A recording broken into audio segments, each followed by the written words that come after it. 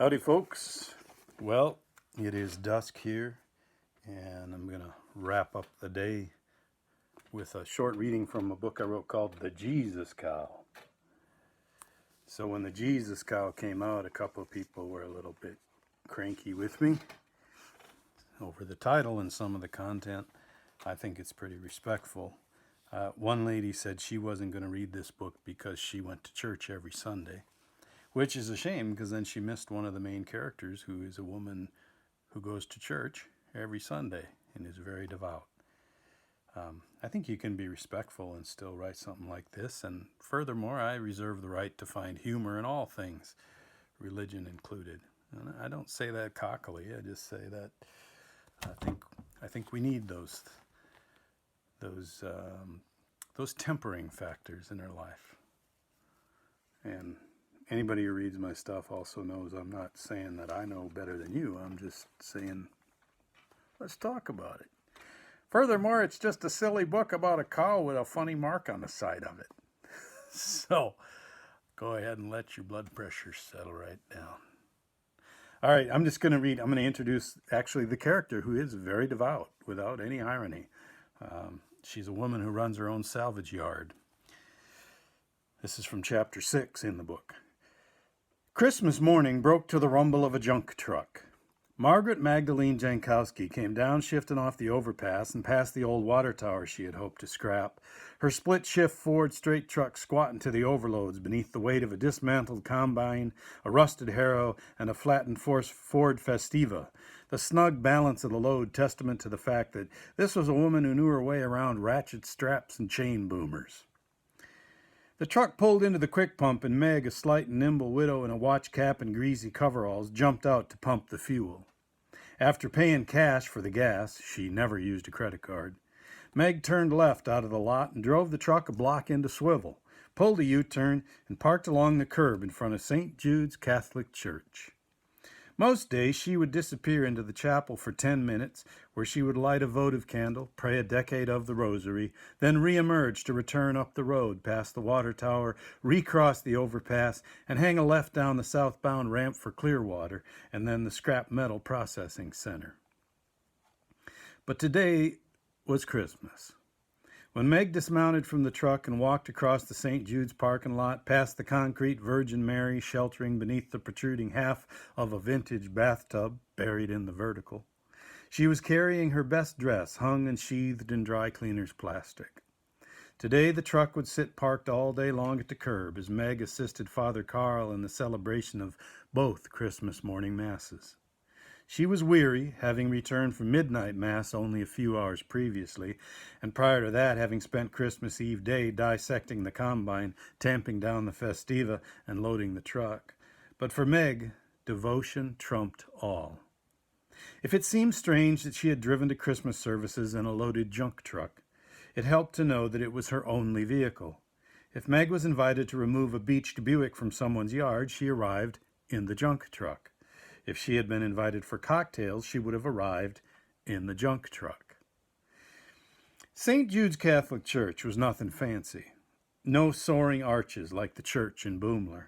No frescoes, no life-size, lifelike, bleeding and bethorned Christ mannequin nailed to a towering cross of solid plaster.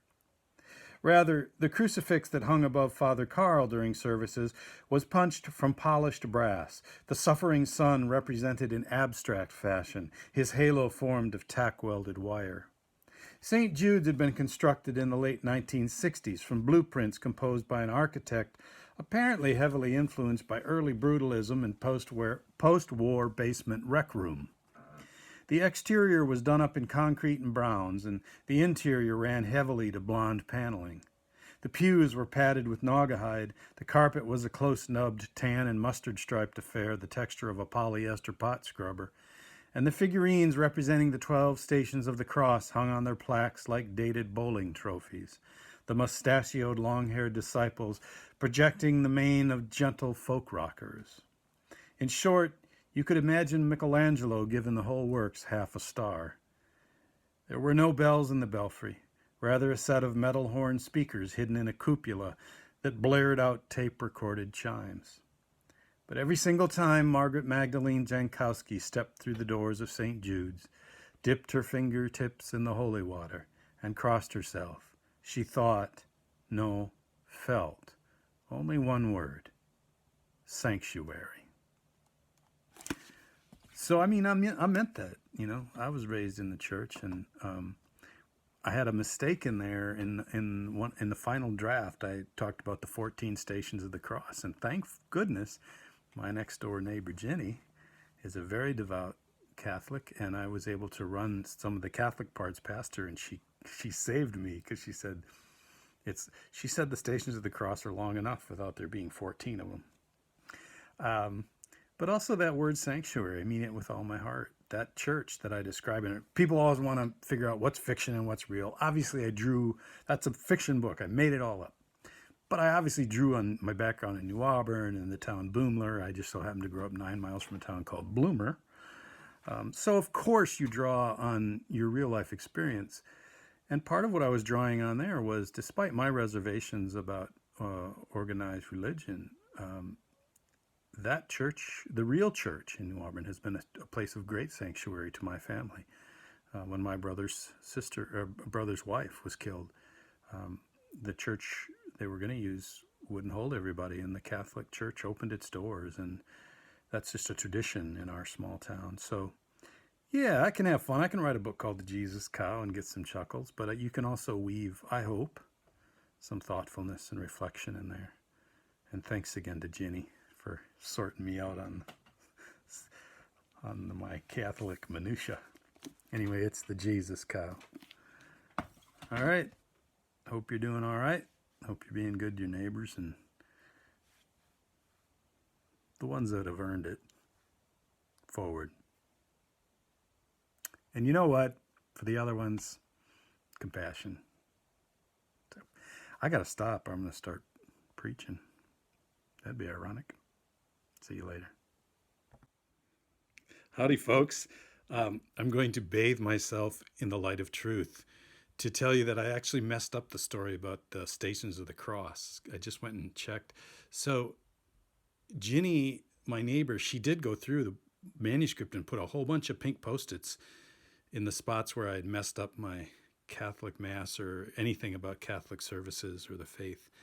And unfortunately, I missed the one about the Stations of the Cross, and it got into the book incorrectly because it hadn't been out very long when I got an email from a Catholic saying that I got the numbers on the Stations of the Cross wrong.